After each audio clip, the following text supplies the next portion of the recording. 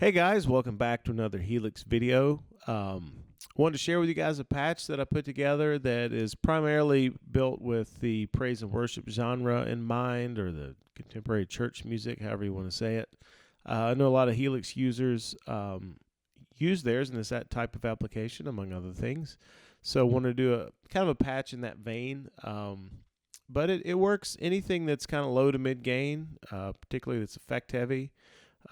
This is a pretty flexible and versatile patch, so it can work for a lot of different things. So to start out with, I'm using the matchless channel 1 as the amp. Certainly could do the Vox, particularly like the Fawn models of the Vox. I just really tend to gravitate towards this matchless stuff. I like it a lot. Works great for this type of application. I have the gain down, way down to about 1.5 because I want a very clean sound to start with. Using the two matchless cabinets with a 4038 and a 121 ribbon mic. Both close mic'd, 100 hertz and 16K high and low cut on both, just to cap things off a bit. Fairly generic room reverb sound. If you have a favorite reverb setting or model on Helix, this would be the place to put that. So nothing more to see here. I always like to leave a compressor on just to fatten up the signal a little bit before it hits the amp. This one's set as the deluxe comp. I have the ratio all the way down to 2.1. Sometimes I'll run it at 3.1. I can probably even get away with 4.1 without it sounding too squashed. I like a compressor to thicken the signal up, but I don't like it to the point where you really hear there's a compressor on, if that makes sense. I don't like that really squashed sound. So I'll leave that on, and then there's the volume pedal, which you need for the swells and so forth that you'll be doing with this kind of music. So anyway, that's the basic setup. That's the bones of this patch. So we're gonna play a little bit of guitar here to let you hear what it sounds like, just clean with nothing else on, and then we'll go from there. So I should mention that the guitar I'm using is my Variax. I'm using a Strat neck, a Strat middle and bridge position, and then the bridge position is a Strat body with a P90 pickup model on it. So with the P90 and the bridge, you are able to drive the amp almost to the point of breakup. And then in the more neck position, in between positions, it's more of a straight ahead clean sound. I like that versatility, where if I go to the bridge, I'm able to kind of really dig in and give a little bit of grit. So let me play this for you and let you hear what it sounds like.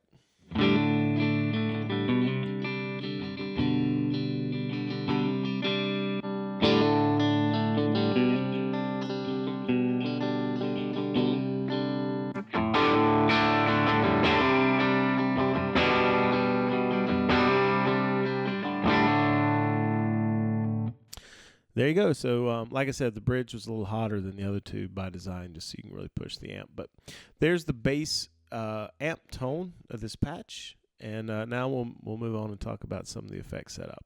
Okay, so the next thing, I'm going to kind of run down the effects kind of in order of importance, or in order of how commonly they're going to be used. There's a couple of more sparsely used effects in this chain I'll get to in a minute, but I wanted to go ahead and cover kind of the main components. So as for gain staging, I have a Minotaur and a Timmy. Both are great transparent overdrives. They don't really boost any frequencies per se, like say a Tube Screamer is a great overdrive pedal. It does have a pronounced mid-range spike, which is great if you're doing solos and for doing blues and stuff, when you want the guitar to kind of jump out front a little bit. But for this type of application, having some transparent overdrives, I think, is an asset. That's a good thing.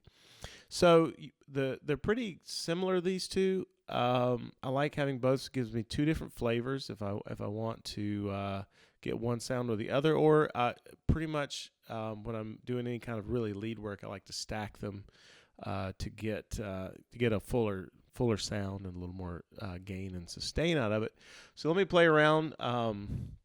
You'll see them turn on as I activate the pedal. I'll start with the Minotaur and go from there. I will be on the bridge pickup.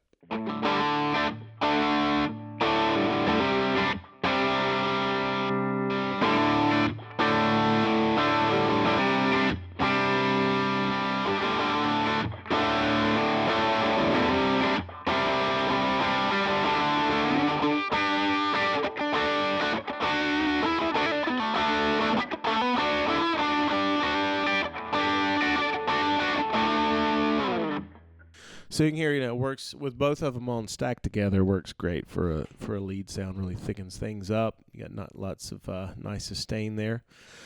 Yeah, I mean, that's the gain staging. I feel like for this kind of music, having 2 drive pedals gives me enough flexibility. Some patches I'll go ahead and have a third one on there, just if I really want to get really kind of outrageous with the gain. But for the most part, two pedals do the job quite well. Okay, so now let's move down to the main delays. For this style of music, of course, delays are very, very important. You pretty much need a dotted eighth note to get in the door with these kind of gigs. So I like to use 2 delays, both typically set to dotted eighth, but with different settings on the feedback and mix.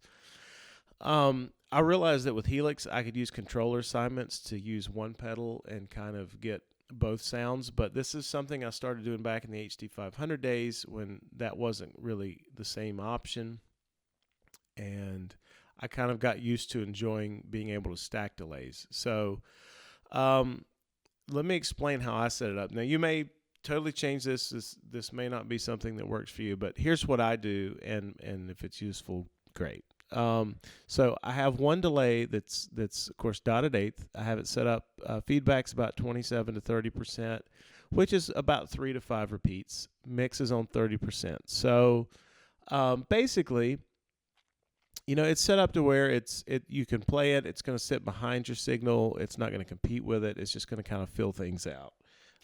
So when you're playing rhythm or kind of doing arpeggiated chords, it helps just kind of fill up the space in between. So it sounds like this.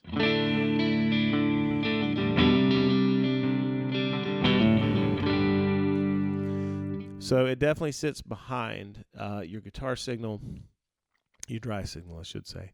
It doesn't try to compete with it, that sort of thing. It's great for that. My other delay is also a memory man. The only difference is feedback is all the way down, so there's one repeat, and then the mix is 45 to 50%, meaning that the repeat is as loud as the dry guitar signal. So, it's kind of a U2 trick. The Edge does this a lot on certain songs, like "Bad" is for example. That's one of the main songs he uses this sort of trick on. So what I've found is, being a lot of times the only electric guitar player, this kind of really helps me, as long as I'm kind of careful how I pick and I make sure to tap in the right tempo of the song. I kind of use this delay to almost give a second guitar player type of feel, like there's almost somebody playing behind me a little bit. I mean, it's not a doubling effect or anything, but let me just play and let you hear what it sounds like. So here's kind of how I would use it if I'm playing rhythm guitar.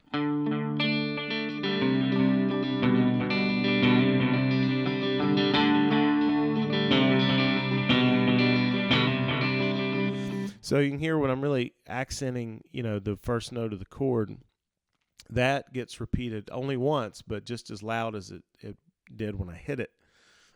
So it kind of gives, almost that stuttering, like there's somebody playing right behind me kind of feel to it. Or at least that's kind of how I interpret it and how I use it.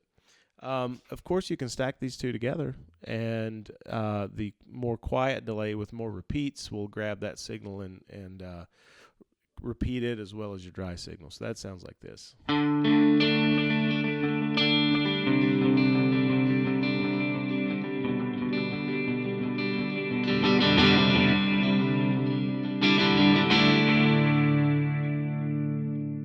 So again, a lot of times I'm the only electric guitar player. There's an acoustic player, and then me.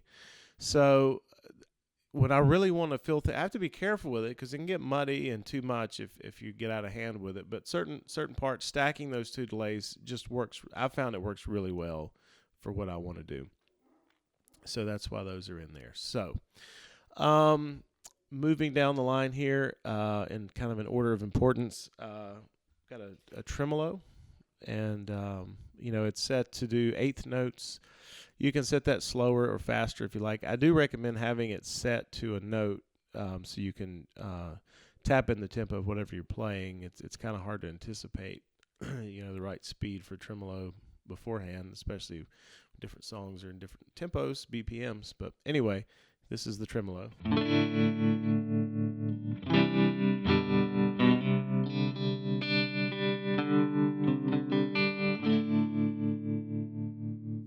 pretty straightforward. And you could combine that with the delays.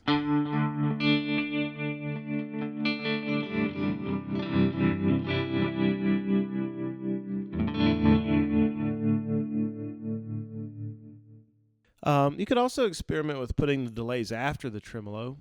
So that would result in the tremolo working the dry signal, but the delays not being affected by the tremolo. So, you could just take these delays and drag them if you wanted to do it that way. So there's that setting. Okay, so moving down to this line here, these 4 blocks I use for like an ambient sound, and when I'm doing swells, they work really great for adding almost like a pad, like a synth pad sound. I completely borrowed this from a YouTube channel called Worship Tutorials. I'll put a link to their video in the description. Give them all the credit for this. I didn't tweak it. It sounded good. I haven't messed with it. Excuse me. It's Mod Course Echo, Adriatic Delay, and a couple particle verbs. So basically, when you turn it on, you can do some swells and things, and it'll sound like this.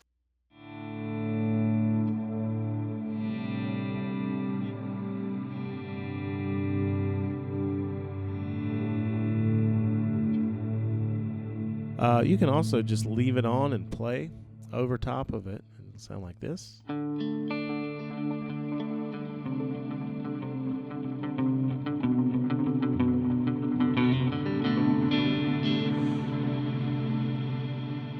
One word of caution. If you really dig in, the louder you play, the more you're going to get from these blocks. So if you're going to be hammering away on some chords, don't turn this on. It'll get really muddy, and it'll just be too much. Like, it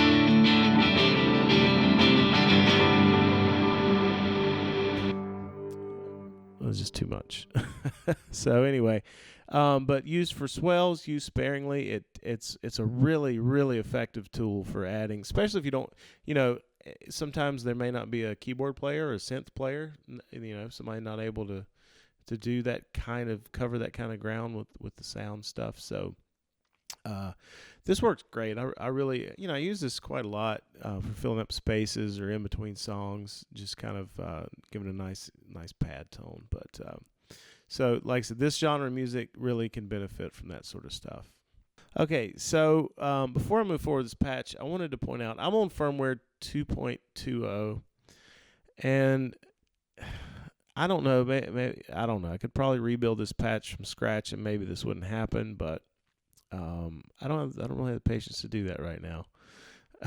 There's a couple weird things happening with this split. As you'll notice, it's not on at the moment. If I turn the ambient stuff on, it turns on, and then it turns back off. Not assigned to do that. It would be assigned here if it was. Also, there's no controller assignments. Now, I did set up a controller assignment to shift the routing from A to B. And then I started noticing this weirdness with it turning it on and off, so I cleared that, but it still hasn't gone away. So, and I have it routed, the signal's supposed to just hit here and go straight down and come back up. I just kind of brought this down to another signal path just to have room for the blocks. I noticed another weird thing. I was adjusting this route to. Keep an eye on the tap tempo up here as I drag this, and then it'll eventually come back. Well, it's actually coming back 1 beat per minute higher than I had it set. Then we're back to 120. Yeah, no idea why it's doing that. I don't know if this is a bug in this particular firmware. I've never really tried dragging that slider and keeping an eye on the tap tempo before, but like I said, I was trying to assign some stuff to the split and just was noticing some weirdness. So maybe that'll get fixed in the next firmware. But it's really not a really detrimental bug, but just kind of weird. I thought I'd point that out. Okay, so keeping with the whole ambient theme, I had some room and some DSP left on this path, so I threw an octaverb on there. That is a reverb that adds an octave above.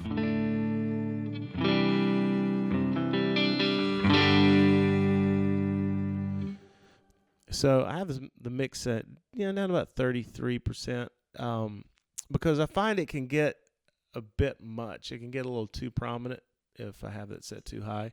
But having that in conjunction with the whole ambient chain there is kind of cool. Here's what that all sounds like together.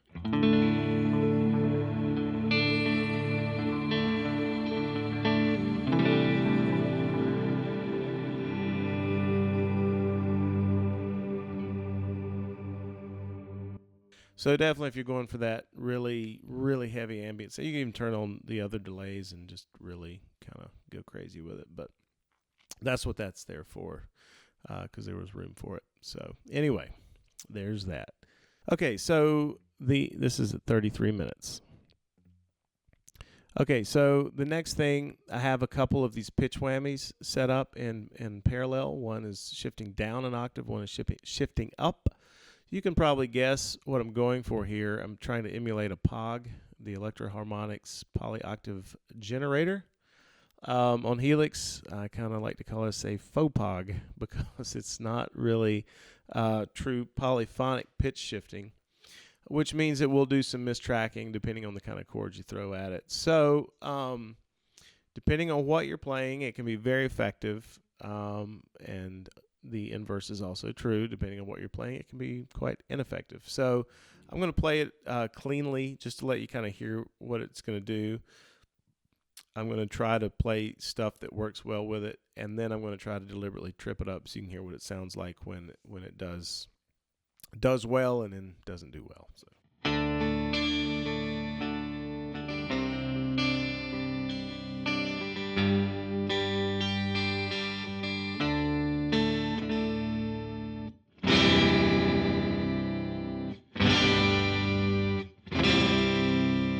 So that second little set of chords you hear, I was really kind of, one thing I did was I hit it really hard, and your pitch on your strings is going to go a little sharp when you hit hard. But you can hear it kind of, best way I can describe it, kind of catches up to you. If you let it ring long enough, it kind of catches on. So, but if you play, more gently, helps a little bit. But, it basically, if you kind of need to keep your chord shape simple, a lot of arpeggiating. It's good for lead lines. So if we turn on delay and minotaur and then play some lead lines, it works pretty well for that sort of stuff.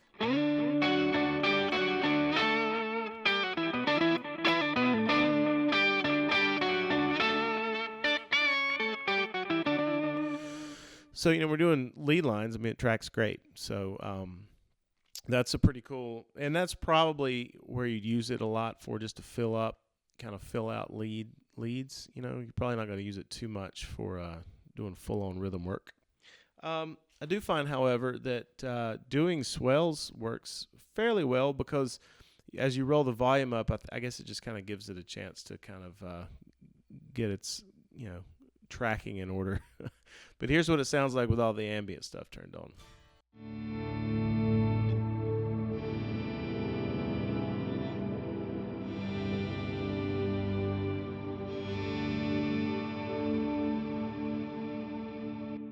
So, not bad. It's not perfect. It would be great if Line 6 added polyphonic pitch shifters to an update, a firmware update. So I think there's pretty sure there's some votes on Idea Scale, Line 6's Idea Scale website about that. So anyway, like I said, there's the faux POG. Used carefully, it can be pretty effective to emulate a POG, but certainly not quite the real thing. So if you really need POG, just buy one, put it in one of the effects loops. Okay, so then lastly, a couple of things. A wah pedal, not really all that needed for a praise and worship set, but occasionally you can throw one in. Basically, I had the slot. I wasn't using expression pedal 1 for anything. Expression pedal 2 was on the volume, so I had the free slot. I had the DSP. I had the open pedals, so I figured I'd throw it on. Typical. You know what that's going to do. It's a wah pedal. I had an extra slot down here to fit one more modulation, or you could do any number of things there. I just put another modulation on there. So this is the Univibe this is great for those lost Hillsong licks, like this sort of thing.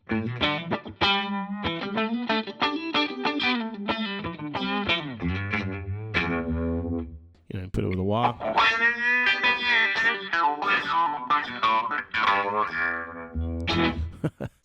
Probably not going to get a lot of mileage out of that in a lot of the church music, but so I just kind of put it there to show that there there is a block there available, so you can swap that out for your favorite modulation or most needed extra effect there.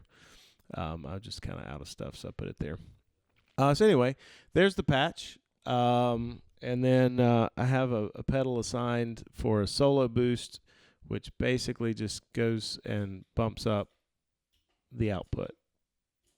Sorry, I was misclicking there. It doesn't change the tone, it just boosts the overall output. So if you want to take a lead break, you can do that. Just to wrap up, a couple of extra things. So snapshots, I really haven't talked much about snapshots for this, but of course, you know, I'll just give you some examples of where snapshots will be advantageous in this type of setup. So one thing, like I have one pedal assigned to turn on both of the pitch shifters. So I made a snapshot in case you just wanted to do the octave up or the octave down.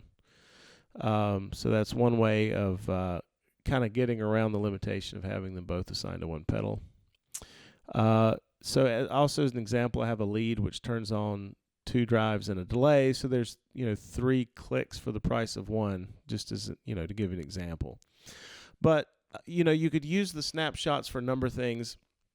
If you want to turn like all the ambient stuff on and the delays and all this in one shot, you can assign that to a snapshot, make it really easy to do it all in one button press. So I've got other videos on snapshots. If you're watching this, you're probably a Helix user and understand snapshots. But basically, if I wanted to change something, I'd just pull up a snapshot. If I want to turn on whatever I want turned on, and I can rename it, to whatever I want to rename it, and then hit save, and there you go. So when I come back to that, all this little stuff will be on. Now, it's not only just, turning stuff on and off. You can also assign parameters to snapshots. For example, a couple weeks ago, there was a song that needed a quarter note delay. So I assigned the note value to a snapshot. So I came over here to note sync and then assigned it to snapshot, and then I set up, a snapshot changing that to a quarter note, and then another, my other snapshot changed it back to a dotted eighth. So you can use snapshots for that sort of thing. Also, like I said, my solo boost was just boosting the overall output. I didn't change anything. You can, if you would prefer, you could use the controller sign on the amp which I actually have this channel volume way up, so there's not a lot of room there. But if you wanted to use this to add drive via the drive control on the amp, you could do that with either controller sign or a snapshot. That could act as the third gain stage, or if you wanted to use that as your lead sound, you could certainly do that. So just, with Helix, it's just super flexible. Options are just, almost limitless. And so, like I said, this patch is pretty much designed to kind of give you a template to work with, cover a lot of bases, and, give you some stuff to think about. So if you like it, download it.